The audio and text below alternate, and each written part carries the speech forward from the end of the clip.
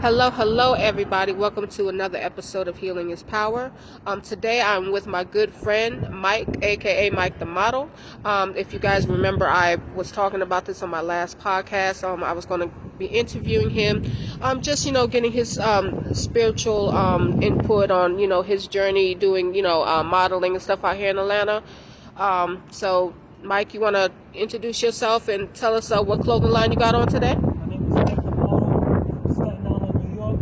I got on Fresh and Blessed. It's from Black Owned Clothing from Minnesota. Nice. On Instagram, Fresh and Blessed. Fresh and Blessed. All right. Thank you so much for that. So what part of New York did you grow up in? I grew up in Staten Island, New York, West Bryan Projects. That's where I grew up at. Okay, that's what's up. How was your upbringing, and what things did you do to keep yourself busy and to stay out of trouble and stuff like that and stay positive? Growing up was hard because I was born and raised in the projects. But it's like, growing up in my neighborhood was hard because there was a lot of gang members, a lot of drug dealers, there was a lot of negativity. So to keep myself busy, I played basketball, played a little bit of football. I wrote some music, but the best way to stay positive when I was growing up was stay on the streets. Right. That was the best way for me to stay on the streets growing up. Right. I understand that. Who inspired you the most coming up? My older brother, Shawnee. Because growing up, I used to see him, new hat, new shoes, new jackets. That made me want to get some clothes and dress fresh. So to this day, my older brother, Shawnee, he's the one that inspires me. That's what's up. You talk to him a lot? I talk to him every day. When's the last time you saw him? I haven't saw him in years. Oh, wow. Because, transition from New York to Atlanta. Yeah. I talk to him all the time. That's what's up. It's always good to have somebody to look up to. When did you decide to move to Atlanta to pursue your modeling career?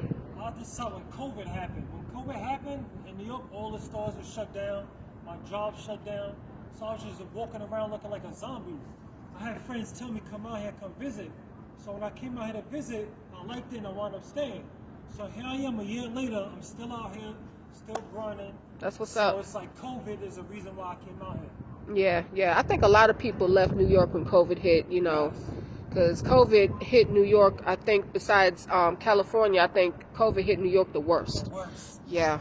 So that's what's up. What inspired you to become a male model? And also, why do you like to promote Black-owned clothing line the most? So what inspired me to model? I used to do music, but when I was doing music, I wasn't getting love and support I deserved.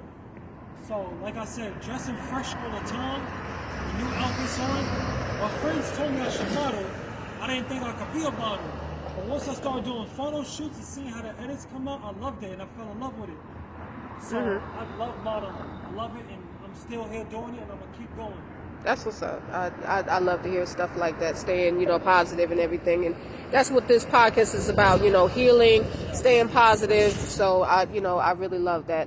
On a spiritual level, I'm going spiritual with this.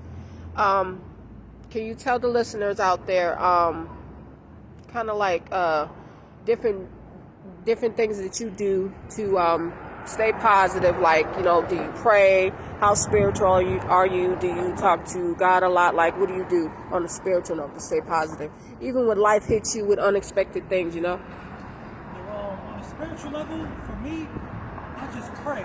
Pray and talk to God. Talk to my partner. Talk to my friends. So my advice to y'all: get you some friends that you can vent to that won't judge you and expose your business. That's the best way anybody can heal spiritually. Talk to God, pray, and get you some friends and people around you that you can vent to, and they can give you positive advice. Absolutely. Move forward. Yeah, they won't judge you and won't talk about you behind your back and stuff like that. Yes. That's a biggie. Yes. And any advice that you can give anybody out here that's trying to get into the modeling game, whether it's male or female, any advice?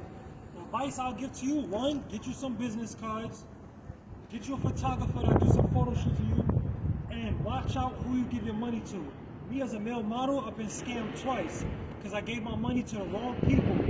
People will sell you dreams just to get money out of you and won't do nothing for you. So my advice to y'all: watch who you do business with, watch who you give your money to, and invest in yourself. That's to any male model, anybody that want to model. Absolutely, I agree. So also you can tell the listeners out here where to follow you at on Facebook, Instagram. Where to follow you at? Mike the Model on Instagram, Mike, MoneyMikeETG, Model88. You can hashtag Mike the Model on any social media, I'll pop up. And going back to her question, she asked me what made me go with the black-owned clothing lines. I did a photo shoot for Calvin Klein and Polo. It never got supported.